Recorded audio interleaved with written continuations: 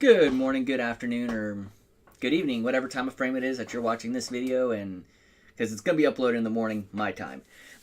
So, the topic of conversation today, and you can see I'm trying to rearrange things a little bit, but I ain't got it perfect. The topic of conversation today is baseline assumptions in trailers. Now, we have a lot of trailer fodder right now. If we go back, our beginning in E3, we've gotten a whole slew of trailers, different events. There's going to be one out on the 29th, I believe it is, so about 10 days from now. Well, it's at Barcelona, and Shinji Hashimoto, I think his name is. I'm horrible with Japanese names, so I apologize. Is going to be there. And with that said, one of the things I wanted to mention is I've been seeing a lot of something very simple in our community, and that is huge assumptions. Not like small assumptions like Roxas is Norded or not, because I consider that to be a small assumption. It's gigantic ones. So one of the big ones I'm talking about right now is, because there's very, very little, and it's all scant evidence to begin with, is the cloud place where we were is Kingdom Hearts. I don't think that's the case. And I'm sorry for anyone who thinks it is, but the cover of a single Final Mix game and Nomura's favorite world not being presented are not a great deal of evidence. And that is a huge, bad baseline assumption to have when it comes to something like this. The biggest reason why is because take the Big Hero 6 trailer. So the short trailer had someone pulling off their hood, and until we got the big trailer, which was, I think, was 3 or 4 days, I forget the actual time frame, so I will apologize for that. We had everyone going, that is Xion. Anyone who countered that argument was not treated very well, basically. Because so many people want Xion to come back to the game. And that's kind of the catch to it all. A lot of these assumptions are coming from places of wish fulfillment. I want Princess and the Frog to be in the game. I think Tiana would be a great pure light.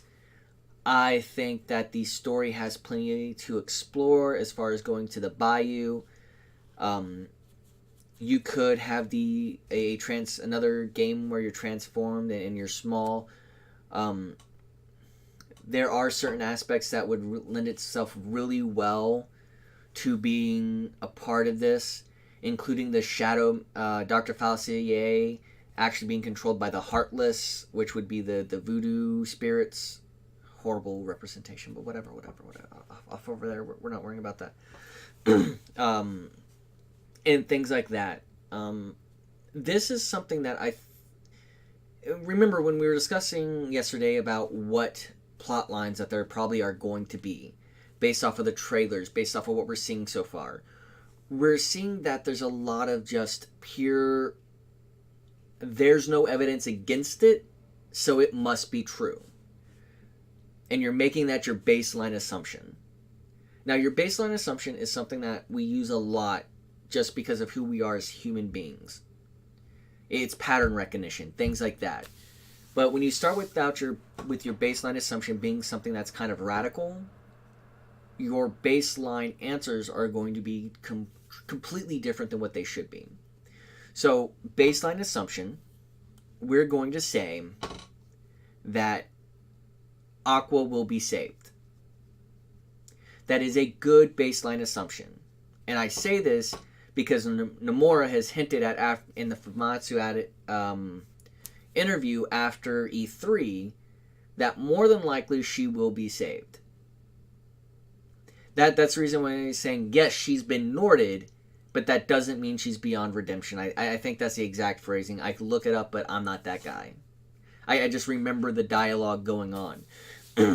So, if she's not beyond redemption, that means more than likely we're going to be able to save her. And that's important. When we think about a lot of the things that we take a look into, really, those are some of the bigger issues that I'm seeing pop up with these trailers. Things are intentionally out of place. And I'm not talking like little bitty out of place. I'm talking way out of place.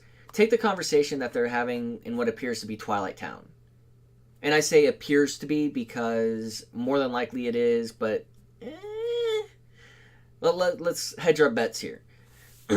So Ansem is talking to I think it's Zigbar.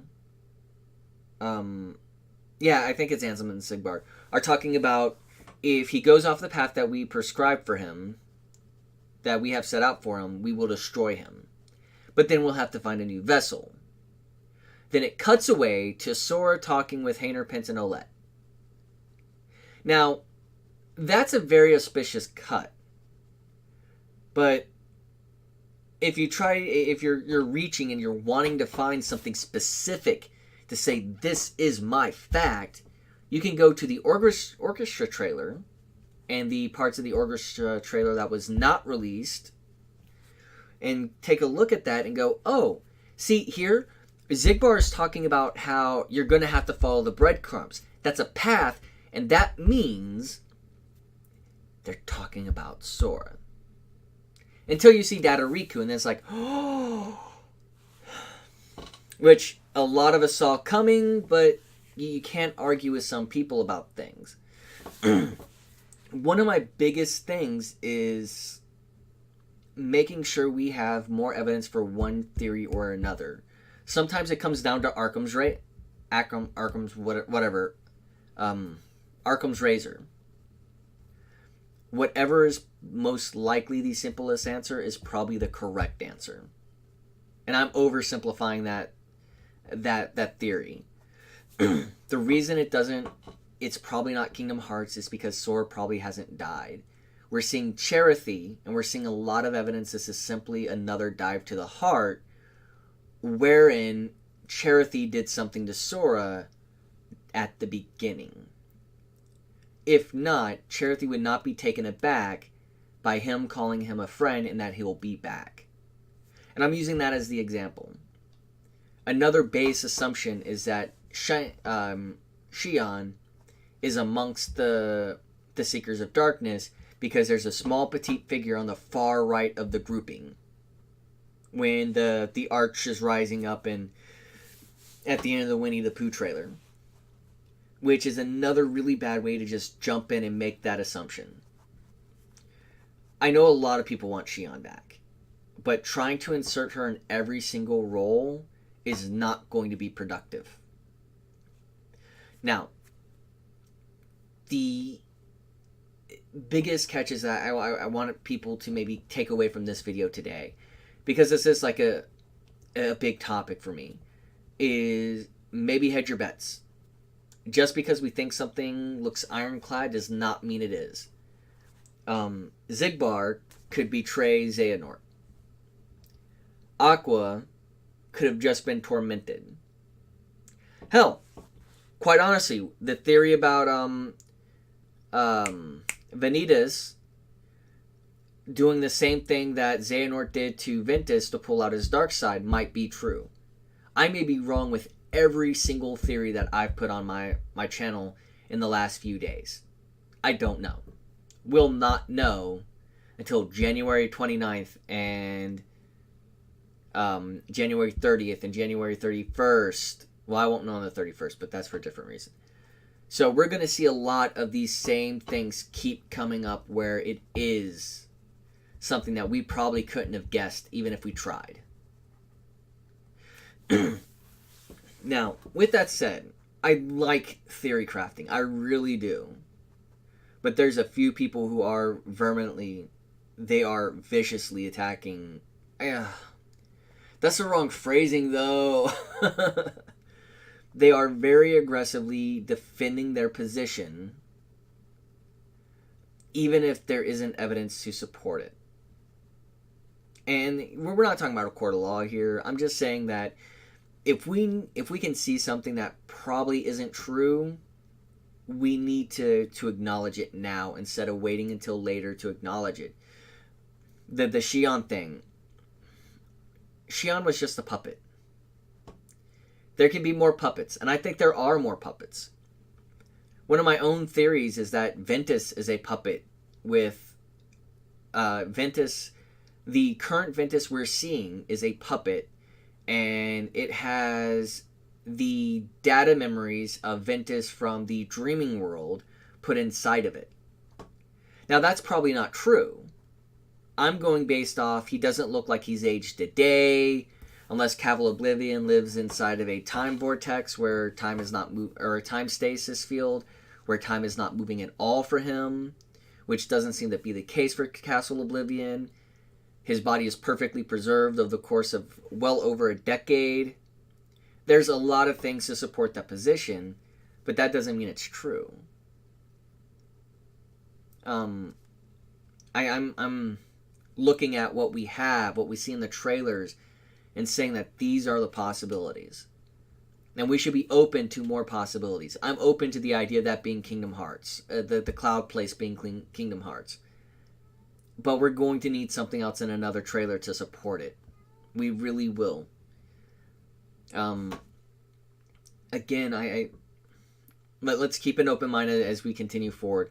There's supposed to be like 2 trailers next month. There's probably going to be 1 or 2 final trailers, and there's probably going to be a final trailer that is just the general trailer for the game, coming out probably 2 weeks before the game is released.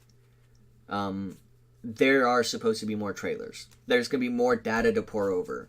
When the Barcelona trailer, because there probably will be a trailer at Barcelona, when that trailer comes out, I will probably watch it. I will probably analyze it. I'll spend 20 minutes looking over fine details.